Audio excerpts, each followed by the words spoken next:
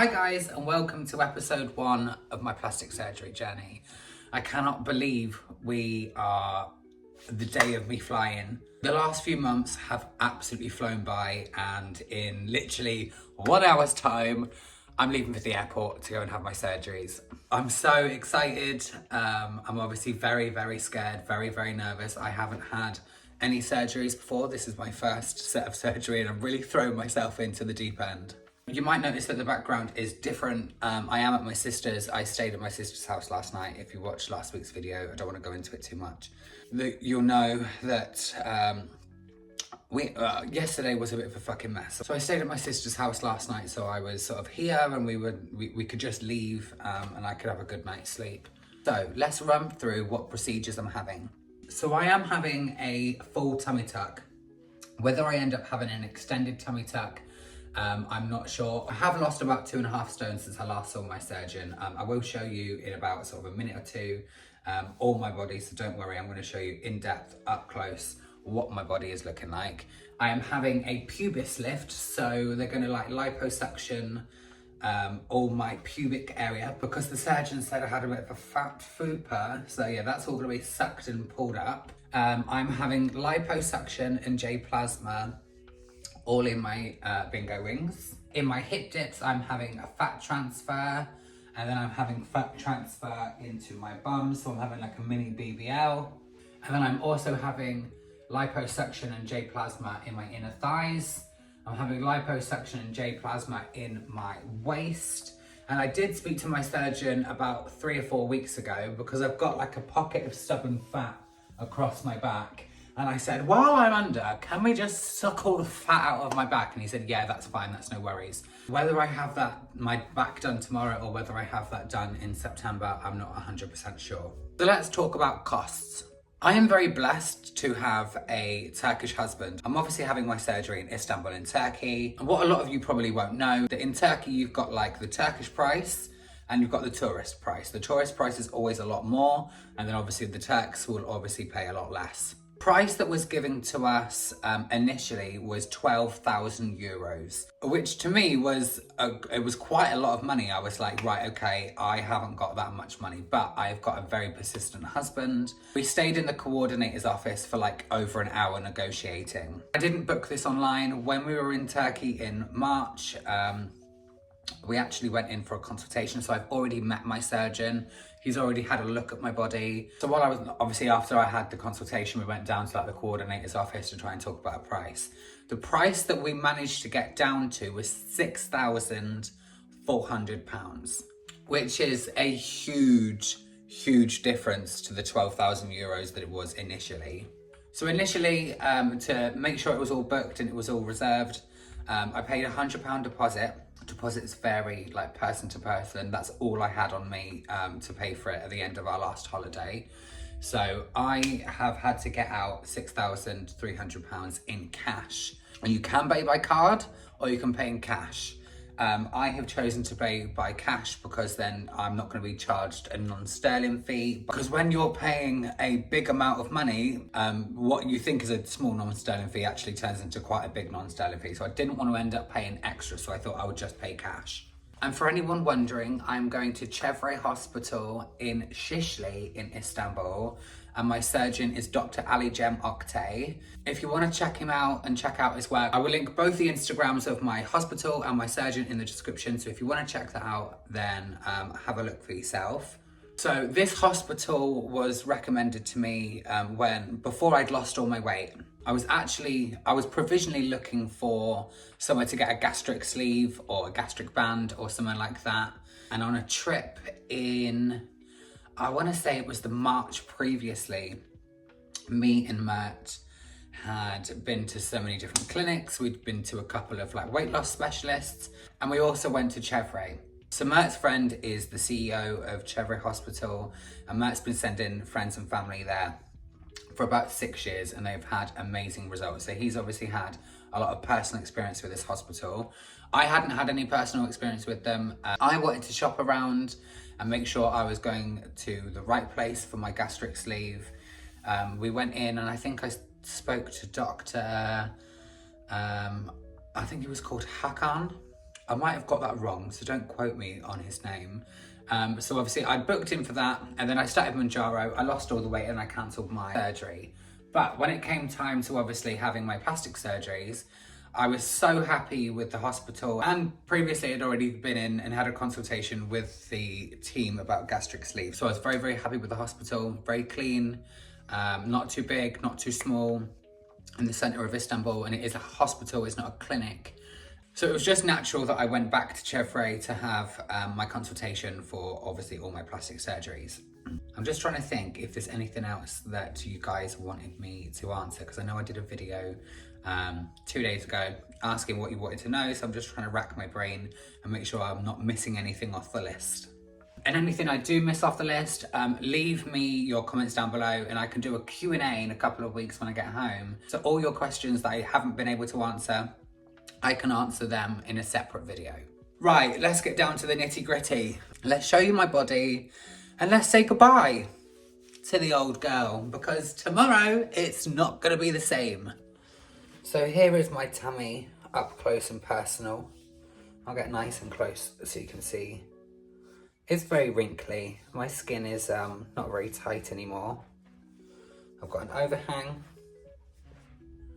and this overhang sort of, I've got a bit of a, what I call like a fold here. So my fat comes up, like my bones here, and I've got a ribbon of skin. Mainly it's just skin there, if I'm honest. A ribbon of skin that folds over to about here. This is why I think I need an extended tummy tuck. All here is very firm, and then as you see, like, it just gets looser and looser and looser, and then it's just skin. You can really tell the difference when I breathe in.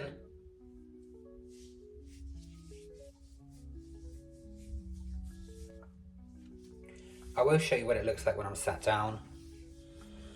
But this body has seen a lot over the years. Right, and then my thighs. My thighs are very loose. Again, I can just pinch all of my skin. Whereas the outsides of my thighs, I can't grab anything. Everything's nice and tight. And then you just see it just gets really loose and it's all flabby. So where I'm having the liposuction and J plasma all in here, this will tighten all this up. It won't be perfect. It won't be like having a leg lift, but it'll be significantly tighter than it is now. Okay, let's talk hip dips. So as you can see, obviously I am not born female. I wish I fucking was. It would have made my life a lot easier growing up and today. But obviously I come in here, then I come out, and then I come in. I'm just all a bit like this is what my body's like. And these hip dips, I think, make me look very manly. When I spoke to my surgeon, we wanted to give me like an hourglass shape. So we wanted to bring me right in here and then bring me out to sort of proportion my hips out a little bit more with my shoulders to make me look a bit more feminine. All the fat that we're sucking out from my stomach. And then obviously I've got quite a fat back. I know I haven't really touched on that yet, but like I've got a lot of fat here. So I'm gonna have all this lipoed out. And with all the fat that we've lipoed out of me, we're going to inject it back into my hips and into sort of like the tops of my hips to curve me out a little bit.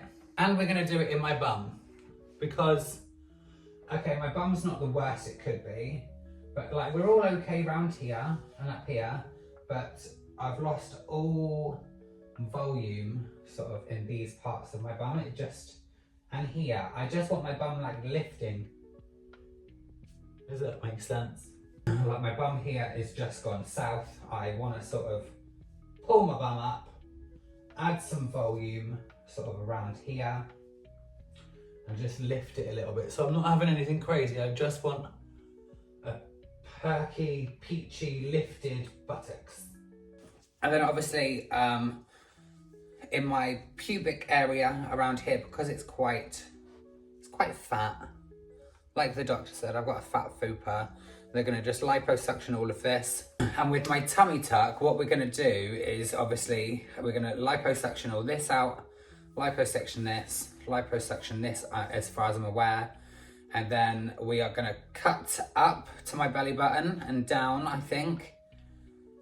I'm gonna have a new belly button, and then everything is gonna be pulled down. That's what the surgeon said, because I always thought things were gonna be pulled up. It'll be cut from hip to hip and then down, and all this extra skin and fat is gonna be pulled right down and then sewn together again at the bottom, which terrifies the shit out of me. But I'm trying not to think about like the logistics, because I tried to watch a couple of videos on YouTube about it, and it really made me really queasy, and thinking about it now, it makes me really queasy. I think I'm about to have a panic attack, if I'm honest. I need some Valium. Oh God, it's just hit me that like this time tomorrow morning, I'm probably already under having my surgery. Oh God. And I'm also having liposuction and J-plasma in my arms. I'm really excited about having this because I've got so much fat in here, but it just swings. It's horrible. Like that one definitely swings. I could take off with these.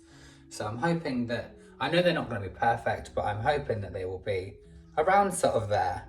I'm not looking for like perfect arms like this, but I reckon they'll probably be about that. So that's the look at my body. Goodbye belly, goodbye wobbly bits. I've had very many years with you. We've seen many things, done many things, had ups and downs, but it's time for you to go. Right, let me show you what I've packed. I had no idea what to fucking pack. I packed in a bit of a rush yesterday. It's not how I wanted to leave or pack, but I just needed to get some space. So I will show you what I packed, and I will probably do a video on this after my surgery of what I really should have fucking packed. Because I really just threw things in a bag and just thought, oh, it'll be fine. So this is the contents of what I've packed. So what I've got in here is I've got a chapstick for when my lips get chapped. I've obviously got my inhaler. I've got a hairbrush. I've got a hair clip. I've got a hairband. I've got toothbrush and toothpaste. My sister has very kindly given me a compression garment. She told me when she had her tummy tuck that the compression garments they give you are very, very itchy and they're not the best. So she's given me one of these. So if the one that they give me isn't comfortable, I can wear this one, or if anything happens, I can just swap them out. I've got 1,001 pairs of knickers because you just never know. I've got all my cash. I've never had so much fucking cash in my life. This is gonna really pain me to give over. I packed a pair of sunglasses. Obviously, I'm not gonna be outside, but with the pain medication and the anesthetic, sometimes you just want a bit of privacy from your own eyes going a bit weird. So I packed these just to sort of take the sun out of my eyes and just give me a bit of privacy. I have got an extension lead because I don't know how far the plugs are gonna be away from the bed. And I want to be able to use my phone and different things. I forgot the fucking adapter, so I'm going to have to buy a Turkish adapter in the airport, but that'll only be like a couple of quid. But yeah, definitely I always bring, no matter where I go in the world, I always bring an extension lead with me. I've got a pair of shorts and a t-shirt because at the moment it is about 37 degrees in Istanbul and I don't want to be sweating my tits off. I've also got here a little jumpsuit for when I do have to sort of get up and walk after my surgery. This is just like a stand in it. Someone else can just pull this up and put this over my shoulders. It's nice and big, it's nice and baggy. It's not going to cling to anything. And obviously if I need to go to the toilet, I can just flick that off my shoulders and let it drop to the floor. I've also got a little dress that just sits on my shoulders. So if I'm going for a walk or anything around the hospital, because you do have to walk after your surgery, this isn't going to put any pressure on anything. This just sits on top of my shoulders. So, and this is a really light sort of, I would call this like a shower curtain sort of material. So this will keep me nice and cold in the Turkish heat. I've got this little dress that I am going to wear today. And then I did pack a jumper just in case I get cold after the anesthetic. This is the biggest, baggiest jumper I could find. So it's not going to be tight to get on or off. And plus, I think it might be cold when we get back to England. So I got that for the car journey home. So it doesn't actually look like I've packed very much, but then saying that I'm going to be just in a hospital bed most of the time. So I didn't really need to pack anything. I'll probably get to the hospital and realise that I've fucking not packed anything. My sister has got me some extra pain medication and some naproxen, just in case I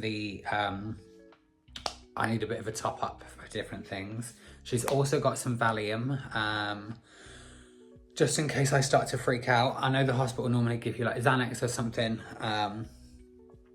but she's got some just in case. I think we have covered like all areas in this first vlog. The next installment will be next Saturday, and it will be from literally the minute I stop filming now to the minute I go down to theatre. I'm going to show you every single part of the process. So don't forget to like and subscribe and follow along for the next part of the journey. This is going to be like a 4 or a 5-part series. I'm very excited, and I'm excited to show you guys like the in-depth ins and outs of going to Turkey for surgery.